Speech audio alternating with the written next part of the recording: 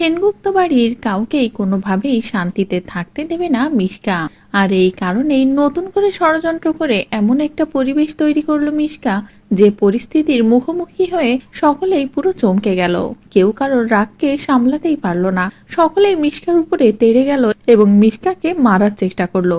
কিন্তু দীপা ঠিকই সময় মতো সবাইকে সামলে নেয়। এমনকি দীপা মিশকাকে এটাও বলে, মিশকা, তোমার কাছ থেকে এটাই আশা করা যায়। আমি খুব ভালো মতোই বুঝতে পেরেছিলাম তুমি এমন কিছুই প্ল্যান করেছো। এই জন্য আমিও তো আগে থেকে কিছু প্ল্যান করে রেখেছিলাম। আমি নিজেও অনেক কিছু আয়োজন করেছি।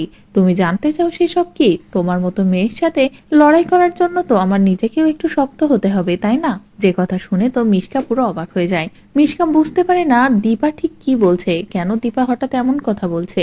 বুঝতে না পেরে মিশকা যখনই নতুন করে আবার অভিনয় করতে যাবে, ঠিক তখনই তবলা এসে হাজির হয়। তবলা সকলের সামনে মিশকা স্যারকে নিয়ে আসে এবং মিশকা স্যার নিজেই মিশকার গালে একটা ঠাটিয়ে চড় মেরে বলে, এভাবে তুমি আমাকে ঠকালে। যেটা শুনে তো মিশকা পুরো অবাক হয়ে যায়। এরপরেই মিশকার স্যার মিশকার হাতে রিপোর্টটা তুলে দেয় আর বলে, এই দেখো, তোমার গর্ভে যে সন্তান আছে তার বাবা সূর্য নয়, তার বাবা এই ভদ্রলোক। যে কথা শুনে তো মিশকা পুরো অবাক হয়ে যায়। মিশকা বলে, অসম্ভব স্যার, এটা হতেই পারে না। আমি নিজেই সূর্যের স্পাম ব্যবহার করে আইভিএফ করিয়েছিলাম, তাহলে কিভাবে আমার গর্ভে অন্য কারোর সন্তান হতে পারে? ঠিক তখনই তবলা হাসে আর বলে, কারণ ডল, আমি তো জানতাম যে তুমি এমন কিছুই করবে, তাই আগে থেকে আমি ওই স্পামটা পাল্টে দিয়েছিলাম। কারণ তুমি যে ঠিক কি কি করতে পারো সেটা আমরা খুব ভালো করেই জানি। এদিকে দীপা তো হাসে আর বলে, কি হলো মিশকা, অবাক হয়ে গেলে এমন নতুন একটা সত্যর মুখোমুখি হয়ে? এদিকে সূর্য এমনকি বাকি সকলেও অবাক হয়ে যায়। এদিকে লাবণ্য বলে, উচিত একটা শিক্ষা হয়েছে মিশকার। তো বন্ধুরা, শেষ মুহূর্তে যদি এবার মিশকা খেলাটা এভাবেই ঘুরিয়ে দেয় তবলা,